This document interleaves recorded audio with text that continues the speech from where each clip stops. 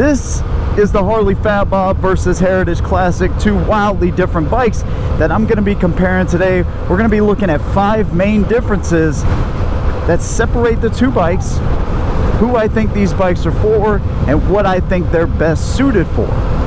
And because they're so wildly different, I'm also going to tell you how each one of them rides, not only on the streets, but on the interstate as well, so we can get them up to speed, so you have an idea of what to expect, at least the way I see it. If you like this type of video, consider subscribing, hit your notifications so you never miss a video from me, and let's go ahead and get into it. All right, so here we go. We got the Harley Heritage and the Harley Fat Bob, and you know, there's 5 big things that I want to look at here. And so the first thing we're going to talk about is aesthetics. These two bikes could not be more different. When it comes to the aesthetics on the Fat Bob, it doesn't look like a Harley, and that's what I hear a lot of people say. You got the much wider tires on this bike. You obviously have a different rake on this bike, giving it a more stubby appearance, if you will. One thing about the Fat Bob is the way it rides. It's really impressive when you get it in this atmosphere here, right? You're around town, maybe you live in the mountains, lucky. You have a lot of curvy roads. This is where this thing really shines. Now, they're both Harley, so it's not like they have a ton of lean angle to them or anything. But this one, because of the rake and the trail, it turns in quicker. Might be a little less stable at speeds, but it turns in really quick. But one thing that is undeniable is the lines and the way Harley designs their motorcycles. It is still, to me, a beautiful bike. The tank fits in here really nicely. You have the really nice looking seat with the double stitching on the outside. You have that short fender, and that fender kind of flares up in the rear. Almost looks like the V-Rod, except it doesn't have the big 240 millimeter rear tire like the V-Rod, okay?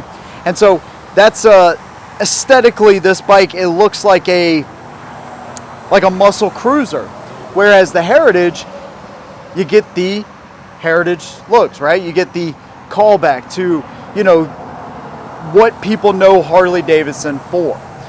You have your tachometer. So both bikes are set up pretty similar when it comes to instrumentation. A few differences. For instance, this one has an analog tachometer and a digital speedometer. And then if we want to cycle through this, got our miles remaining for fuel. We do have a fuel level gauge. We got our clock, RPM. I wouldn't use that here. I'd just use your RPM gauge here. You of course have the chop fenders on front and rear of the Fat Bob. You have the full fenders front and rear on the Heritage. You have a bigger, wider tank that looks more like a Harley Davidson. One thing they both do is they have their instrument clusters up here on the tank, so you do get these little hints of Harley here and there, even with the Fat Bob. The lighting. This bike has a singular light. Now, I've heard people say this looks dumb, it looks stupid, it looks silly. I like it because it differentiates this Softail from others. Just like the Pan America. The Pan America, with that lighting, you know it's something different, with hints of Harley here and there. But one thing that is undeniable is the lines, and the way they've set this bike up looks really good. A little bit more aggressive tires on this one. You know, you have more of a traditional street tire on here. The wheels, right? This one has the white laser engraved wheels, where those are spoke wheels. This one, of course, has the windshield with the leather bags. Much more comfortable seat, while this one aesthetically, to me, looks better. And then, of course, you have turn signals on both bikes, but your turn signals act as your brake lights on this bike, whereas you have like a Zeppelin light on the Heritage right there. Inverted front forks on the Fat Bob here, and the only thing that looks the same, essentially, is the motors. They both have the 114, and so when it comes to power, they're essentially the same. They're the same motor, but the way they deliver that power is a little bit different. And I think it's more to do with the weight difference, right? Where this one is 676 pounds, that one is like 728, right? So you save some weight there. This one I talked about on the road. The rake is much different, so it feels shorter, but it turns in much quicker as well. This bike is really cool, but what I do like about this motorcycle specifically is the way it sits. This is something I talk about in pretty much every motorcycle video I do, is seating position. And so this is one of those bikes I really, before I did my review on it, by the way, you can check that out if you like to, those brakes grab quick. I was not expecting that. This bike is not super uncomfortable to ride. You got drag style bars, you got forward controls, but you can see my back is pretty much straight. I don't know how much you can see of that, but I'm getting a lot of wind in my chest, but I can still kind of cruise and be comfortable on this bike. But when I want to get down and get into it, I can do that as well. One thing you'll notice is I got pegs up front. I like the forward controls, but when we're on the Heritage, you're going to have much more room for your feet to kind of kick those things out. So one thing about this bike, both these bikes, is riding styles will dictate a large part of what you do with these, okay? It's not as bad as if we were to compare like a sport bike to the Heritage. You would say obviously Heritage, you know, longer distance touring, way more comfortable, all that kind of stuff. This bike is still fairly comfortable for what it is. So it's not as extreme, but still, you know, this bike is really good for riding styles that are more aggressive. They want to really lean those bikes. They really want to get into it. They want to get up to speed quicker. They want to turn in the corners quicker and all of that kind of stuff. You got a smaller tank on this bike too, of course, which, you know, it's not going to be as good for longer distance touring. But again, that's not what this bike is for. Aesthetically, it fits the bike well. It's got nice lines. Whoever put these little engine guards up here on here, that's actually what I had on my Lowrider S. Gives you a comfortable spot where you can just kind of put your feet when you're cruising. You got this bronze high upswept exhaust, which looks really good, and you still have the 114 engine, so a ton of torque. The numbers are like 100 horsepower, and I want to say it's 115, 118 pounds of torque, so that's pretty good there. You also have a passenger setup on this bike, and so your passenger, though, if she's a woman, may leave you for somebody that's on the Heritage. And that's one thing about this bike too. It's like the muscle style motorcycle.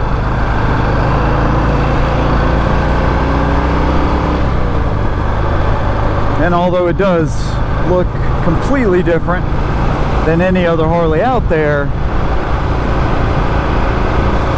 it still has some of those Harley features that, you know, that you come to appreciate. But this right here, honestly, is not where this thing excels. This is where it starts to lose points for me, because if you want to get on the interstate, you're gonna get beat up. It's just the way it is. No windshield. You know, it holds the line pretty well because it's got decent weight to it, but still, you know, we're 80 miles an hour. I wouldn't want to do this for hours on end. I'm watching this car right here. But even then, it still holds the line fairly well, which is impressive for a bike like this. You know, if I'm just doing a few miles on the interstate here and there, it's not going to bother me as much. But I definitely wouldn't be wanting to take this thing, you know, any further than that. This thing's got some torque though, man. It really is very responsive, and I like that a lot, dude. It's just a ripper, man. Dude, I'm so ready for fall. October can't come quick enough. I love the South, but I don't think I'll ever get used to this heat. I don't think anybody can. I remember sitting in stop and go traffic when I was working at the dealership, and I'd take my bike back and forth to work a lot, especially the street glide. And man, I remember me and Mike getting caught up on these things Both of us. He had his Ultra Limited at the time. I had my Street Glide Special. And we're pushing, I mean, we're essentially walking our bikes down the road. It's the traffic is that bad. Man, them Harleys, dude, they got so hot. Inner leg was cooking, dude. Cooking. And it was absolutely miserable. You know, he doesn't wear a helmet or anything. But dude, that day, if I would have had a tour pack, I'd have taken this helmet, I'd have thrown it right in there because we weren't moving. Yeah, it was miserable.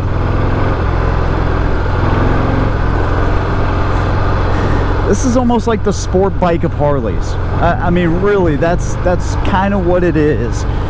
These two bikes just they just ride wildly different, man. It's really crazy.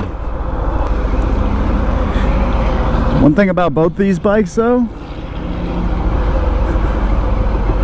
is if you have a shorter inseam, they both can be flat-footed very easily, which is a good thing. Check out the room I got up here. I can move my foot all around that thing. Now, unfortunately, I don't have, you know, engine guards up on this one, but you put yourself a set of engine guards with the Cero frame mounted pegs, and boom, you can have your foot just like that. That's what I'm talking about. This one actually has aftermarket apes on it too, but even a standard Heritage is going to have a much more comfortable seating position, much more relaxed seating position. You're just gonna kind of cruise down the road like what I'm doing right here. But it still has a 114, so if I need to, I can do it. Again, they both have instrumentation that's right here. I've talked about this before. It looks good, super clean. I guess the less time you're looking at your speedometer, the better. They're set up fairly similar, although this one has an analog speedometer and a digital tachometer. I like the setup better on the Fat Bob with the analog tach and the digital speedometer there. We can swap those options, of course. So we got our clock that doesn't set, we got our RPM gauge, and we got our total miles, trip A, trip B, right? We got our fuel level gauge right there as well. They both have gear indicators, as you would imagine. And this one's gonna dip in a little bit slower, but it really is fascinating when you get both of these bikes back to back, how much differently they actually turn in. And I think it's just a matter of me being more comfortable on a bike like this. The Fat Bob wants to turn in a lot quicker, and I'm used to turning in a lot slower, but I still feel way more comfortable on this bike. Yeah, it's just a matter of I've ridden bikes like this more. That little bit of rake difference makes all the difference with these bikes. You know, this one's like 30 degrees, the Fat Bob's 28. It feels so different. That's all I can say. One nice thing about this one though is, even though it's set up for light touring with the windshield, with the bags, I still have the option to remove this. So if I'm going on a bike night, or if I'm just going around town, or I'm going back and forth to work, I can take this off super easily and have myself just a standard cruiser as well. But it's one of those few bikes that I like the windshield. I like the leather bags on it. It just, to me, it completes the look of the bike, you know? So my arms are much more straight out in front of me on this one. My back is even straighter than it was on the Fat Bob. My legs, you can see how much room I have here compared to the Fat Bob. And the way they have the pipes on this one, it does sit away from you a little bit further back as well. Neutral light right here. Turn signals, one on each side. We got our cruise control button right here. High beam, low beam, right? And our passing lamps, or auxiliary lamps button, is right there. I'd keep that on though. And so one thing about this bike is the lighting is so much better. LEDs up there, except for your turn signals, naturally. but more lighting, better chance of being seen, better all the way around. But if you were to have these lights on that Fat Bob, let's be honest, it would look silly. So that's just, you know, two of the biggest difference when we talk about aesthetics here. The lighting is included, of course, in that conversation. If we want to not leave our honey at home, she's going to have a much more pleasant time on the back of this one than she will the Fat Bob. More real estate. The seat doesn't look as good on this bike, but my butt would rather be in this seat when it comes to the way it sits and the comfort of it. By the way, I really like these bars. Like I said, and when I reviewed this bike, I would just pull these back just a little bit. This bike be almost perfect. This thing is like the definition of cruise. This is a bike I could have as my only bike, and I talk about that a lot. There's some bikes that I ride that would have to be a second bike. You know, I wouldn't want them as a primary, but this one here could be my only bike. It serves a lot of the needs that I would have as far as storage. You know, we're going to talk at the shop about things that I would have to add in order to make this bike accommodate me. And so we'll get into that, but it does have a lot when we're looking at just the base bike of things that I really like. By the way, it just kind of completes the aesthetic of this Softail specifically. Your little dummy cap over here, I don't know, you know, how people feel about that. I don't mind it as much, but I do like the cleaner look of just the single cap. Ideally, and I feel like if it was just somewhere in here, that would be even better, honestly. I had a guy ask me one time when I worked at the dealership, he's like, "Hey man, I think your bike's misfiring." I was like, "What?" He's like, "Yeah, start it up." I started it up, and potato. It's like, no, that's just the Harley rumble, baby.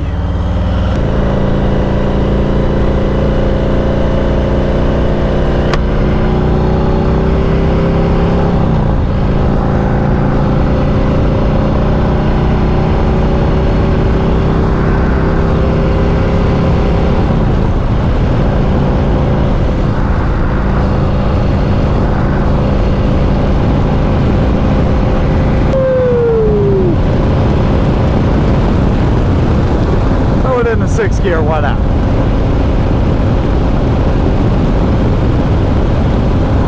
So this bike is a little bit different in that it holds the line pretty well, and I don't necessarily get more wind in my chest. What I get is this effect where I got this air bubble. Let's an imaginary air bubble where the wind just kind of circulates right in here. So while I am having to correct a little bit, and I do get a little head buffeting just because of, you know, where this windshield sits, it's not nearly as much as what is on the Fat Bob, of course. It's just a different type of feeling when we're at speed. This to me would be more comfortable though. You know, you can even kind of duck in behind that windshield and you'll get even a little bit different of a wind tunnel here. It's pretty wild. Actually, I feel a lot of it in my chin, so the wind will come up and kind of do this number as well. It's just a different experience, you know. This is what you kind of get when you either have no fairing or you have just a windshield. But even when I go to turn my head, like on the Fat Bob, it feels like it pushes my helmet a little bit. On this bike, it doesn't. Now, I am really nervous about that mattress right there. I don't know about y'all, but when I see people with things in the back of the truck that just don't look very well secured, I get a little sketched. So I'm gonna keep my distance here, and let's hope that thing is better secured than what I think it is. I don't really know. It just, I just don't like it.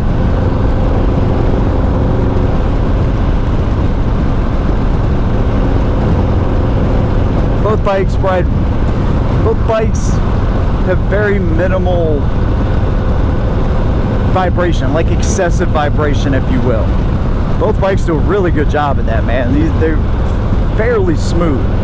When you drop this one to 70, it really gets even smoother than what it was, and at 80 it's really not that bad. I just don't like this. I don't like having to look down, and I wish they'd find a way to incorporate it on the risers or right above the risers, or have a clamp on either side of the risers where the screen then sits in, and just have it up so you don't have to look down at it, you know what I mean? Not a huge deal. I like it for the aesthetics. It looks really good, but what about the seating position? We talked about this on the bikes, and so this one is going to be much more aggressive. You're a little bit more forward there with those drag bars. What I do like though is that at least there's enough rise here where you can have a comfortable stance even if you just want to straighten out your back for a minute. But when you want to get down on it, you can with this riding position. So they've struck a good balance between comfort and aggressiveness. Whereas the Heritage, you're going to be sitting back and cruising. And I love that riding style specifically. The Heritage is one of the most comfortable bikes I have ever sat in, and that's compared to all of the touring bikes between Harley and Indian. Another thing that really differentiates these bikes is their uses. Where I see the Fat Bob is really good around town. If you live in the twisties, you live in the mountains, you're doing bike nights, you're going back and forth to work, that's a fun bike. And it really is super enjoyable when you want to get up the speed really quickly and you want to turn into corners quicker.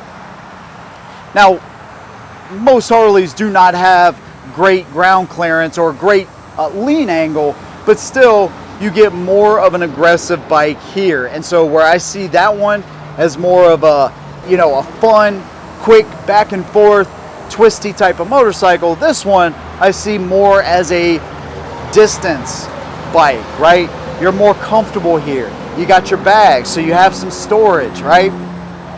It is much better suited for a passenger if you don't want to leave her at home. And you have a much bigger tank, so you can go longer distances with this bike.